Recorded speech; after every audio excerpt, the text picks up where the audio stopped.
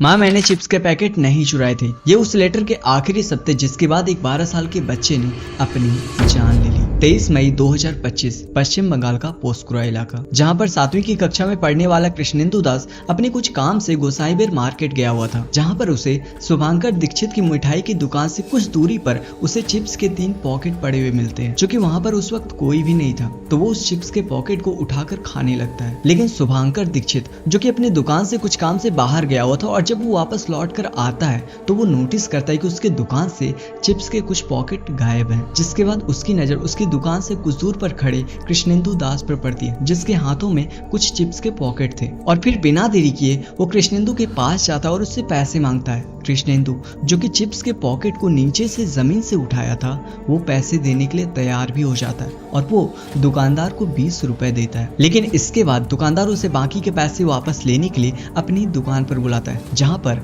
वो उसे पहले डांट लगाता है, फिर उसके साथ मारपीट करता है और जब उससे भी उसका मन नहीं भरता है तो वहां उस भीड़ के सामने उसे माफी मांगने को कहता है, जिसके बाद वो माफी मांग भी लेता है। लेकिन जब इस पूरी घटना की खबर उसकी माँ तक पहुंचती है तो उसकी माँ उसे उस भीड़ से छुड़ाकर अपने घर ले जाती है और वहां पर उससे प्यार से बात करने के बजाय उसे और ज्यादा डांट लगाती है। 13 साल का मासूम जो कि अपनी माँ से चीख चीख कर कह रहा था कि उसने चोरी नहीं की थी और यही बात उसने उस दुकानदार के सामने भी की थी, लेकिन उसकी सुनने वाला ना तो घर पर कोई था और ना ही घर के बाहर। और आखिरकार उसने ये डिसाइड किया कि वो अब इस दुनिया को छोड़कर हमेशा हमेशा के लिए चला जाएगा। जिसके बाद वो अपनी माँ को एक खत लिखता है, जिसमें वो लिखता है कि माँ मैंने चोरी नहीं की थी, अगर हो सके तो मुझे माफ कर देना। और अपनी माँ को ये खत लिखने के बाद वो घर में रखी हुई कीटनाशक की दवा लेता है और खा लेता है, जिसके बाद उसकी तबीयत बहुत ज्यादा बिगड़ जाती है और फिर आनन फानन में उसके घर वाले उसे लेकर अस्पताल पहुंचते हैं, जहाँ पर इलाज के दौरान उसकी